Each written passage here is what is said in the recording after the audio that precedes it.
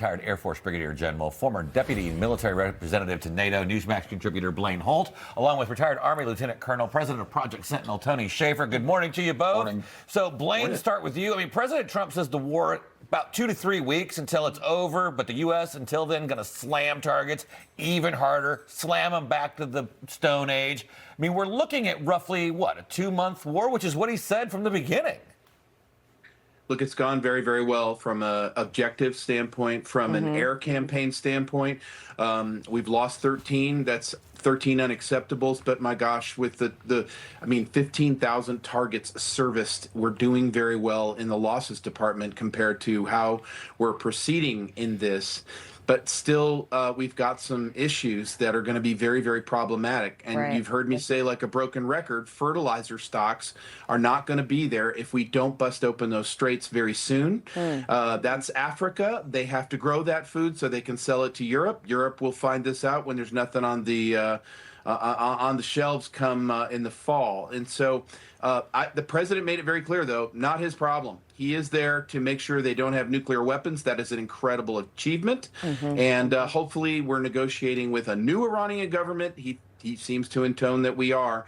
And then he's telling Europe, come get your own oil, or you can buy ours. But you don't have really you don't deserve any of it. Yeah, and to further that point, Tony, Trump has not been happy with our European partners. He's been very vocal about it, voicing a lot of frustration at NATO, even threatening to pull the U.S. out of NATO over this conflict. Is that a good idea? Well, some of us were hoping he would announce that last night. Just saying. He didn't. But Mark Rutte is now in Washington. They'll be talking. I think there's going to be a very serious conversation about the future. Charlotte, we fund 70% of NATO, even with the improved donations from other nations. 70%. That's a large part of our $1 billion a year military budget. And arguably, if we make that investment, it's like going to the bank and you put your money in a bank and you get all this stuff, and then you go and they've taken your money and you don't get anything. We're not going to actually give you interest on your money. So that investment we made in this case didn't pay off. And what's more of a head scratcher is that the people who should be participating from Europe are the ones who have the direct need of the energy, especially the British. The British receive 80% of their liquid natural gas, LNG, from Oman. So when they don't show up and they don't want to participate, it's really, as Blaine said, especially on the issue regarding Africa, this is going to hurt them both energy-wise and food-wise at this point. Yeah, Blaine, to that point, I mean, this seems to be a recurring theme with President Trump. He'll start the mission and then leave you to finish things up, whether that is, we'll weaken the regime, but it's up to the Iranian people to take over and do this. We'll get everything taken care of, but Europe, you need this more than we do. Why don't you go in there and secure the oil? Well, I think he is going to finish it from a United States vital interests point. But I think where the president had a flotilla of NATO ships shown up. I think the president would have had U.S. forces, somewhat less than we have now, seal the entire deal.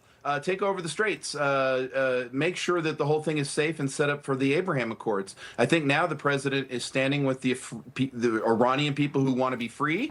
But he's looking up at Europe and saying, the Chinese will come take the straits and they'll straighten it all out. They've got a great relationship with Iran and they need this oil.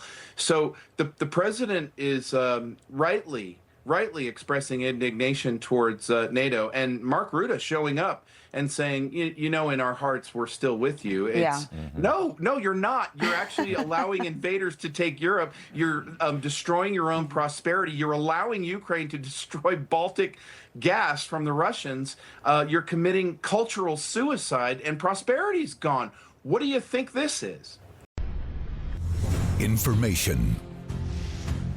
Truth is freedom.